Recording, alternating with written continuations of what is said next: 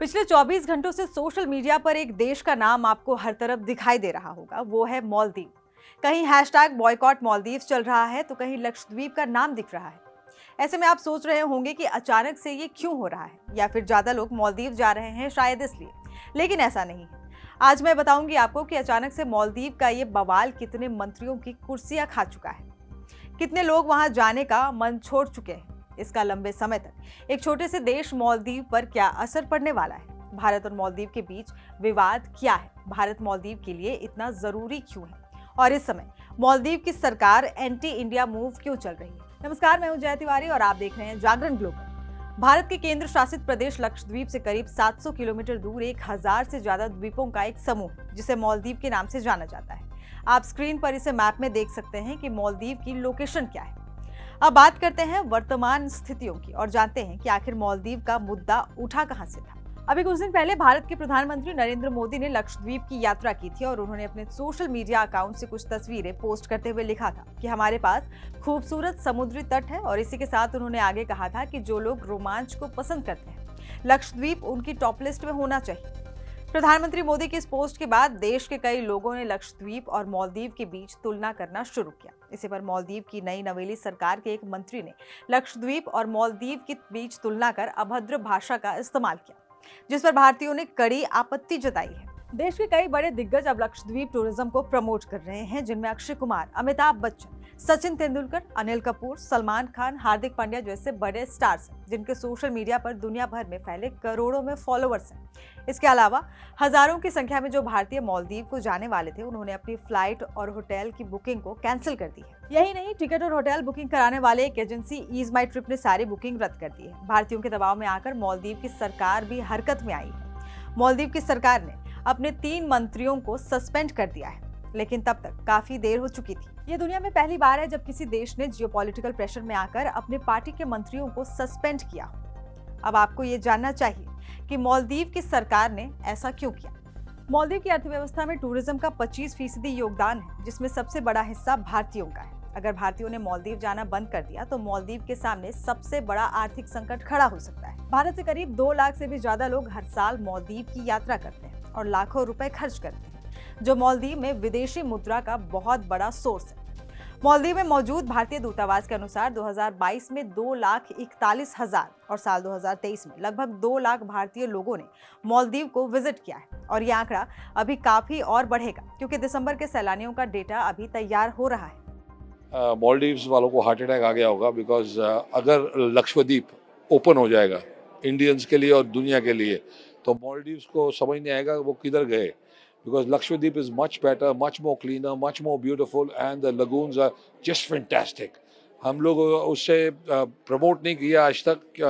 पहले तो INS विक्रांत पे जाके पार्टियां होती थी, लेकिन हम इंडियंस को वहाँ जाना अलाउड नहीं था, पर हमने खुद बंगाराम आइलैंड पे अपना होटल बनाया है। वो भी अभी गवर्नमेंट के पास है, अगर वो पब्लिक को वहाँ जाके रहने देंगे। हमने लकड़ी के घरों का मेरे एक सारा बोर्ड करके कंपनी है, उससे होटल बनाया है। अगर वहाँ इंडियंस को जाने दिया तो ट्रस्ट मी, मालदीव्स को लाले पड़ जाएंगे, बिकॉज सबसे ज़्यादा टूरिज्म मालदीव्स में इंडियंस का जाता है। और जे इंडियंस को मौका मिल गया कि हिंदुस्तानी रुपए में जाके लक्षद्वीप में हम ये छुट्टी बना सकते हैं, तो ट्रस्ट भी, मतलब पूरे वर्ल्ड से लोग आके लक्षद्वीप बैठ जाएंगे। मेरा नाम प्रशांत पित्ती है और मैं ईज माई ट्रिप का को फाउंडर हूं। ईज माई ट्रिप भारत की सेकेंड लार्जेस्ट ट्रैवल पोर्टल है, जिसने पिछले साल 8,000 करोड़ का टर्नओवर किया था। हमारी कंपनी पूरी home grown made in India company है, और हमने रिसेंटली जो सोशल मीडिया पे चल रहा है, जो हमें बयान सुनने में मिल रहे हैं मालदीव्स के गवर्नमेंट के रिप्रेजेंटेटिव से, उसके तहत हमने डिसाइड किया है कि अब हम आगे से कोई भी मालदीव्स की बुकिंग एक्सेप्ट नहीं करेंगे। हमारे देश में 3 लाख लोग हर साल मालदीव जाते थे, अब वो ईज माई ट्रिप पे ये फैसिलिटी अवेल नहीं कर पाएंगे। जैसा कि हमारे प्रधानमंत्री नरेंद्र मोदी जी ने हमें दिखाया है कि हमारे पास में मालदीव से भी बेहतर लोकेशंस है, लक्षद्वीप की जैसी। उन्होंने हमें वीडियोस दिखाई, उनके पिक्चर्स दिखाए। हम खुद लक्षद्वीप जा चुके हैं पास्ट में, और हम दोबारा लक्षद्वीप जाने वाले हैं, और हम बाकी एयरलाइन से भी अनुरोध कर रहे हैं कि वो डायरेक्ट कनेक्टिविटी बनाए लक्षद्वीप की, दिल्ली से, बॉम्बे से, बैंगलोर से, और हमने इज़मा ट्रिप पे 5 नए पैकेजेस भी लाइव किए हैं लक्षद्वीप के प्रचार में। अब आपको बताते हैं कि मालदीव का इतिहास क्या है। भारत की आज़ादी से 18 साल के बाद 1965 में जब मालदीव आज़ाद हुआ तो भारत उन देशों में से एक था जिन्होंने उसे तत्काल मान्यता दी थी। याद कीजिए, ये वही वक्त था जब भारत और पाकिस्तान के बीच युद्ध चल रहा था। 1978 से 2008 तक सत्ता में रहे राष्ट्रपति अब्दुल गयूम के साथ भारत के रिश्ते बहुत अच्छे थे। भारत ने कई बार जिम्मेदार अभिभावक की तरह मालदीव की सहायता की थी। जरूरत पड़ने पर भारत मालदीव को आर्थिक मदद भी देता था। एक बार तो भारत ने मालदीव की सहायता के लिए अपनी आर्मी मालदीव में उतार दी थी। 1988 में भारत ने ऑपरेशन कैक्टस लॉन्च किया था। यह भारतीय सशस्त्र बलों का एक सफल मिशन था। उस समय अब्दुल्ला लुत्फी के नेतृत्व में एक मालदीव विद्रोही समूह जिसे people's liberation organisation of Tamil Eelam नामक श्रीलंकाई तमिल अलगाववादी समूह ने समर्थन दिया था। उसने मालदीव की सरकार को उखाड़ फेंकने की कोशिश की थी।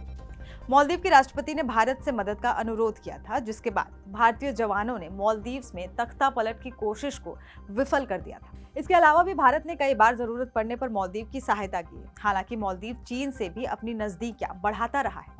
अब सवाल उठता है कि इंडिया और मालदीव के इतने अच्छे संबंध होने के बावजूद भी वर्तमान में दोनों देशों के बीच क्लैश जैसी स्थिति क्यों दिख रही है। इसका जवाब है मालदीव में बदली हुई सरकार।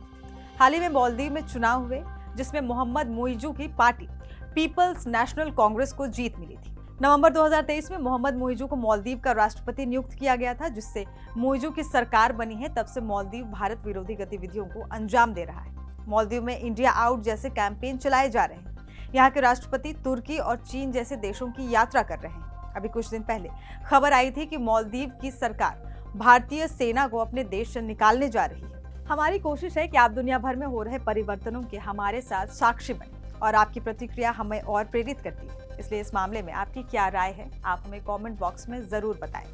आपको ऐसे ही किसी देश दुनिया के टॉपिक पर जानकारी चाहिए तो वो भी आप हमारे कमेंट बॉक्स में लिखिए। हम कोशिश करेंगे कि अगले टॉपिक में उसे शामिल कर आप तक जानकारी पहुंचाएं। फिलहाल के लिए इतना ही। नमस्कार।